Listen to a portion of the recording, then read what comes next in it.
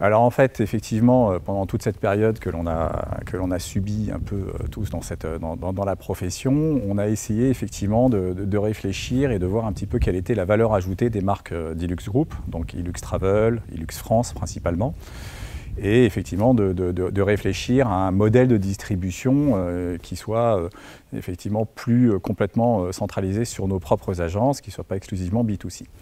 Et pour ça, on s'est posé pas mal de questions et surtout, on s'est dit qu'est-ce qu'on va pouvoir mettre en avant et qu'est-ce qu'on va pouvoir proposer aux agences de voyage qu'ils ne trouvent pas ailleurs. Vendre des hôtels, des séjours à l'île Maurice ou aux Maldives sans rien à côté, on n'a pas de valeur ajoutée là-dessus. En revanche, dès qu'on commence à parler effectivement de circuits, dès qu'on commence à parler de produits sur lesquels effectivement il y a du vrai sur-mesure, il y a de la vraie création, de la vraie créativité, là ça a vraiment du sens. Aujourd'hui, se positionner sur le marché du B2B, c'est très compliqué. Si on a effectivement des choses un petit peu plus originales à proposer, ça fonctionne bien. Après, nous, on est vraiment dans le segment de l'expérientiel luxe, Ilux, c'est ce que ça signifie.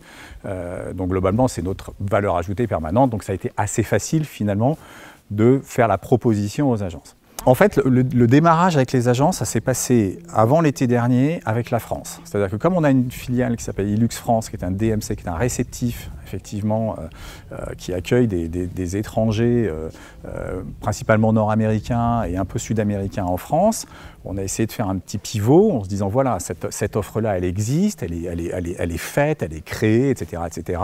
Il y avait peu de gens qui maîtrisaient quand même, mine de rien, la France à ce moment-là. Donc, on a essayé de réagir et on avait pas mal de confrères ou voilà, des gens de la profession qui nous disaient « Ah bah tiens, on a des gens qui veulent partir en France, est-ce que vous pouvez nous aider ?» Donc c'est parti un peu de ça. On a senti au début l'été dernier qu'il y avait un peu de demande, qu'il y avait des choses à faire. On a concrétisé des dossiers avec des agences de voyage, ça s'est assez bien passé, mais voilà, après c'est quand même assez vite, c'est assez vite retombé.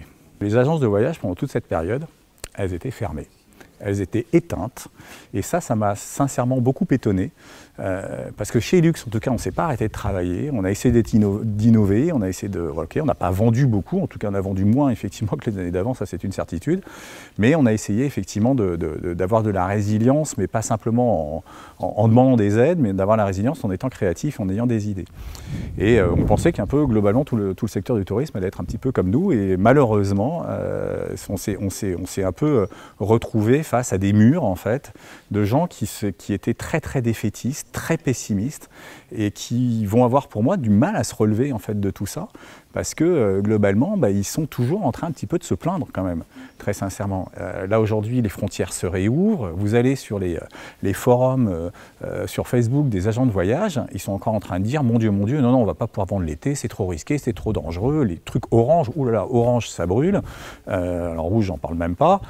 Donc en fait, j'ai vraiment l'impression qu'il y a eu un manque de communication, de coordination entre guillemets entre tous les professionnels du tourisme pour essayer de positiver un petit peu les choses et pour essayer de construire sur ce qui était positif au lieu de se lamenter sur ce qui était négatif. Voilà. Alors moi je suis un éternel optimiste, mais globalement je trouve qu'il y a effectivement eu beaucoup de lacunes là-dessus. Donc, pour répondre à votre question, globalement, ça n'a pas beaucoup avancé cette commercialisation. Alors, voilà, on va remettre tout ça en route quand tout le monde va réouvrir, etc. etc. Mais voilà, on s'est trouvé un petit peu face à ça.